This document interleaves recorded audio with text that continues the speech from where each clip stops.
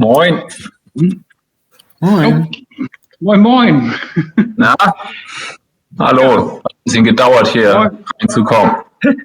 Ja, aber nun Jetzt sind bin wir ich da. durch und das freut uns bannig. Also herzlich willkommen, Herr Günther. Fein, dass Sie dabei sind hier wie Plattfunk, unser Podcast auf Hoch und auf Plattdeutsch. Ich will mir gerne eine Lüd vorstellen. Also erstmal so ein bisschen, was Sie im Background hören, das ist tatsächlich Arbeit. Die sind nämlich just wie den Plattdeutschen Song Contest, die Plattbeats.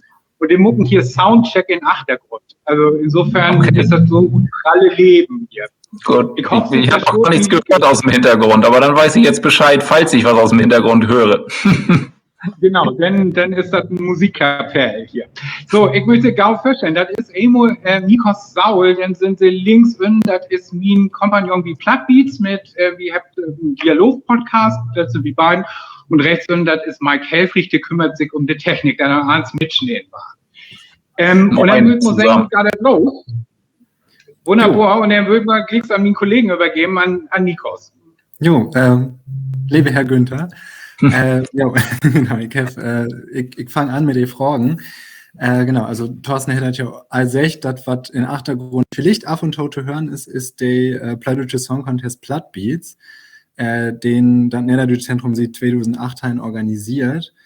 Und so schon instich für uns interessieren, was Sie gern für Musik hört und was das vielleicht ein Plattdeutsch oder was das vielleicht eine Musikrichtung gibt, die Sie gerne mal auf Plattdeutsch hören würden.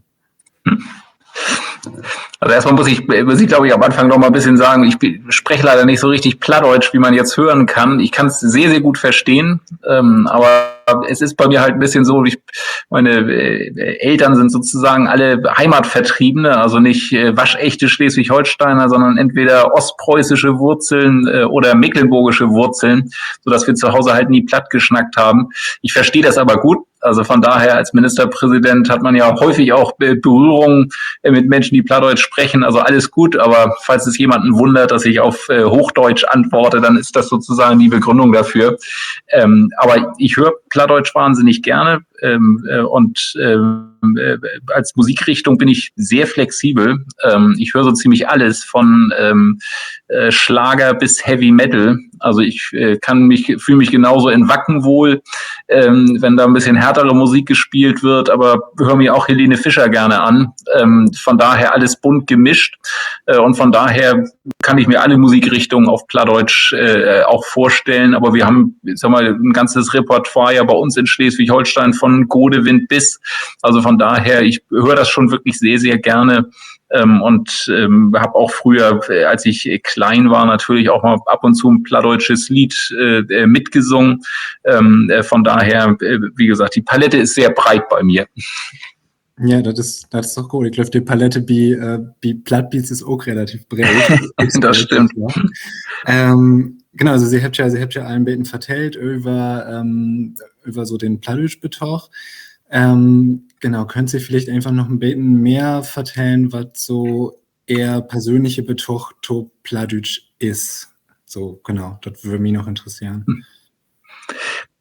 Naja, also ich habe natürlich als Ministerpräsident wirklich wahnsinnig viel Bezug auch zum Plattdeutschen.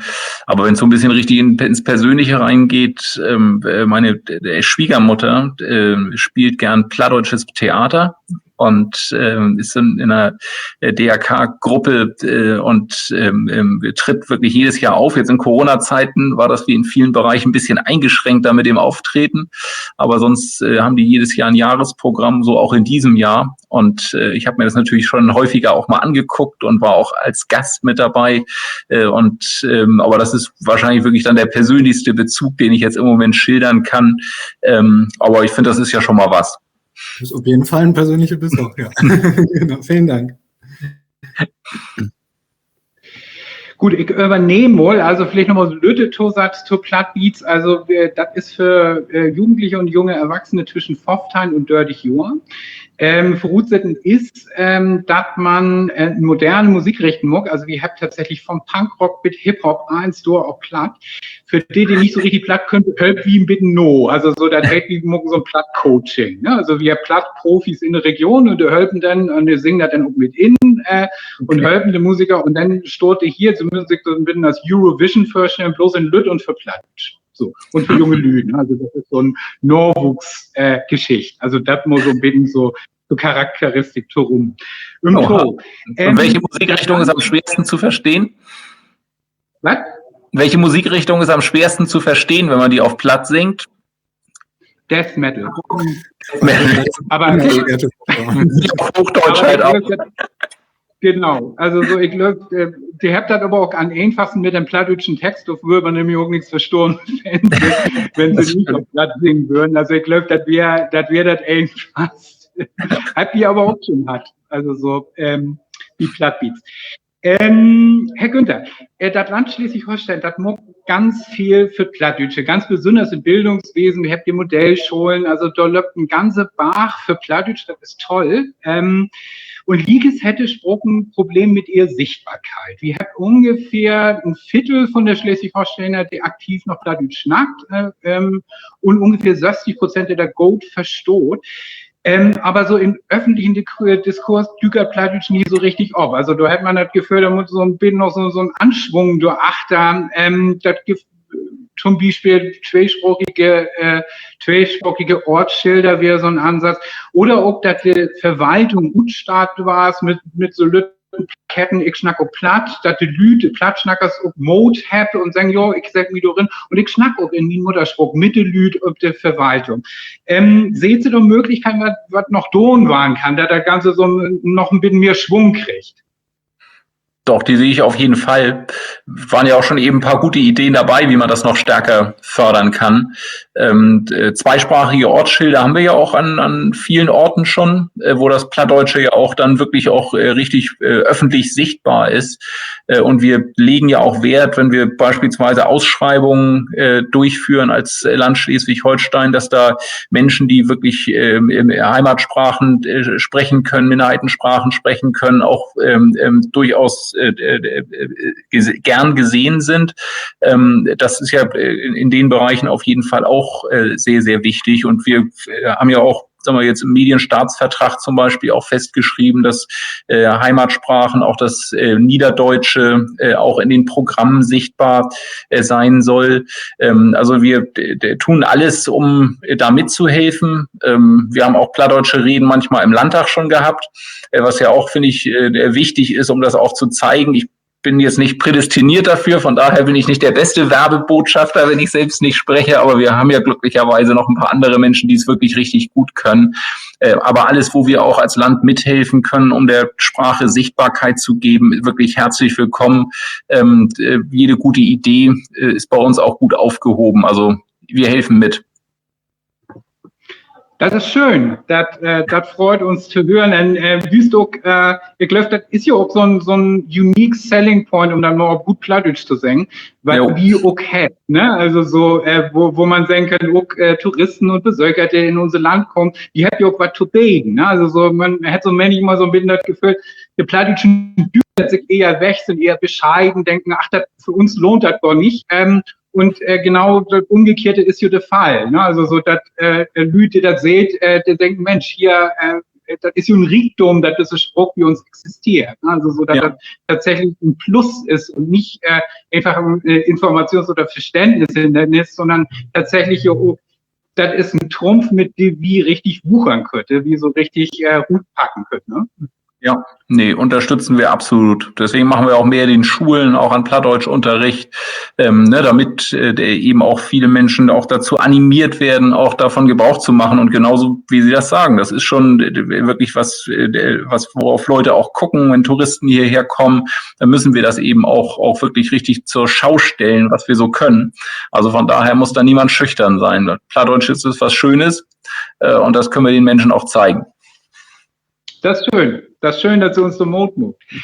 Dann habe ich noch ein, und das ist jetzt irgendwie uns letzte Woche, und zwar der Begriff Heimat. Spielt in den öffentlichen Diskurs just in den letzten Jahren immer größere Rolle. Lange Zeit wäre das für viele ein schwieriger Begriff, das hängt mit unserer Vergangenheit zusammen. Das verändert sich just. Heimat war interessant, es hätten große Utstellen im Museum für Kunst und Gewerbe geben in Hamburg, aber nicht bloß dort, überall spielt das eine Rolle.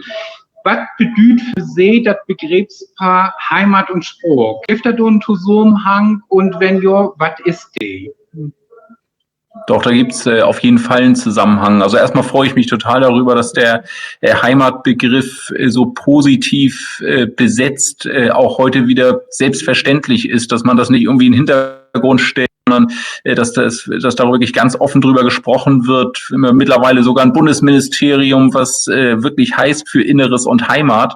Das, glaube ich, ist einfach eine Selbstverständlichkeit heute geworden. Und Heimat und Sprache sind, finde ich, auch untrennbar miteinander verbunden. Denn Heimat ist ja das, wo man sich wohlfühlt, wo man wirklich auch alles kennt, wo alles vertraut ist.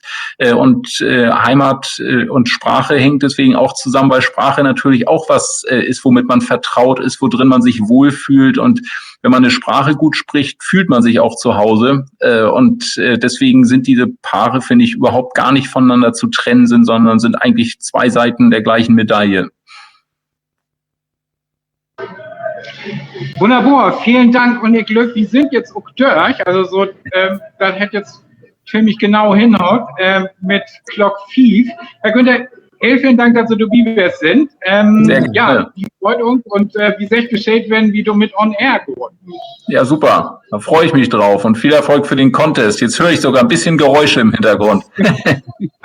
Hier ist ordentlich was los. Ja, super. Blatt auf die Ohren. Viel Erfolg. Alles klar. Ich bedanke mich. Jo, vielen Dank. Bitte. Tschüss. Ne? Tschüss. Tschüss.